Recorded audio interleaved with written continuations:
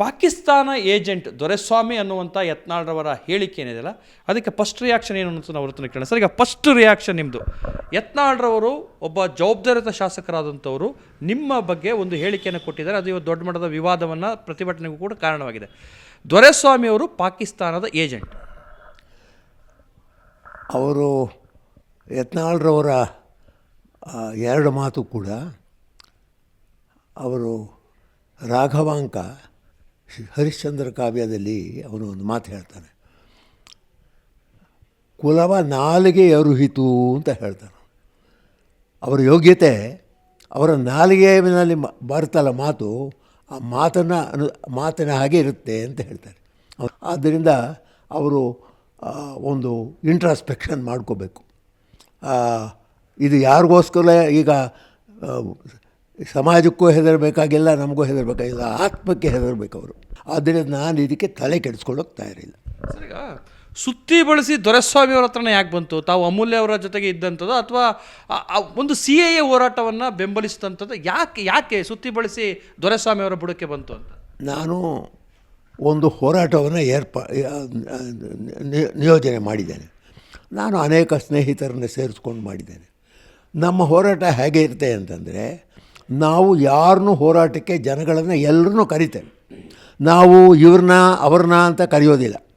ಯಾರು CAA ವಿರೋಧವಿದ್ದಾರೆ ಎಲ್ಲ ಜನ ಬನ್ನಿ.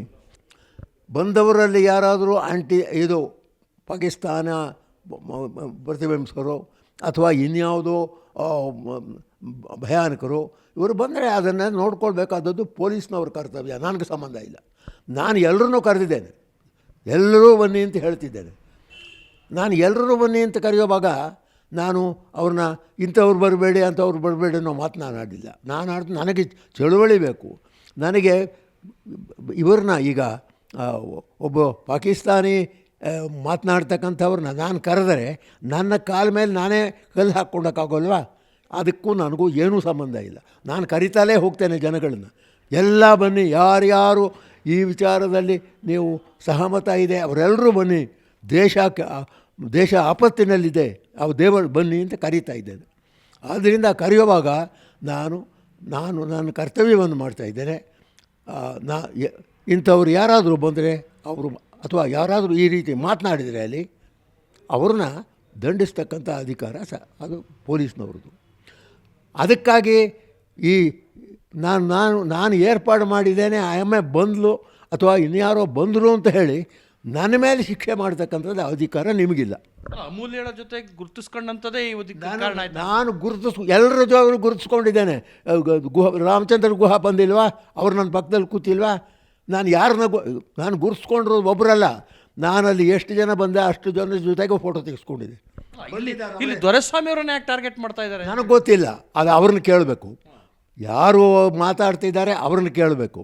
ನನಗೆ ಗೊತ್ತಿಲ್ಲ ಅದು. ಸರ್, ಬಹುಶಃ ಅಮೂಲ್ಯ ಪಾಕಿಸ್ತಾನ ಜಿಂದಾಬಾದ್ ಅಂತ ಹೇಳಿಕೆ ಕೊಡದೇ ಇದ್ದಿದ್ರೆ ತಾವು ಅವ್ರ ಜೊತೆ ಗುರುತಿಸ್ಕೊಂಡಿದ್ದು ಈ ರೀತಿ ಬರ್ತಿರಲೇನೋ. ಬಹುಶಃ ಆಕೆ ಪಾಕಿಸ್ತಾನ ಜಿಂದಾಬಾದ್ ಆ ಮಾತು ನನಗೆ ಗೊತ್ತಿಲ್ಲ. ನಾನು ಎರಡು ಭಾಷಣಗಳನ್ನು ಕೇಳಿದ್ದೇನೆ. ಅದು ಇದರಲ್ಲಿ ಸಿಗುತ್ತೆ.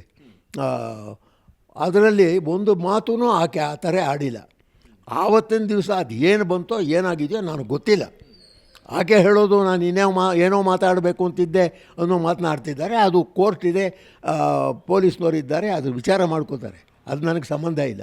ಯತ್ನಾಳ್ರವರು ಮಾತನಾಡಿರುವಂಥ ಒಂದು ಮಾತೇನಿದೆ, ಅದ್ರ ವಿರುದ್ಧ ತಾವೇನಾದರೂ ಕಾನೂನಾತ್ಮಕ ಸಮರನೋ ಅಥವಾ ಅದಕ್ಕೆ ಏನನ್ನೂ ಮಾಡೋದಿಲ್ಲ.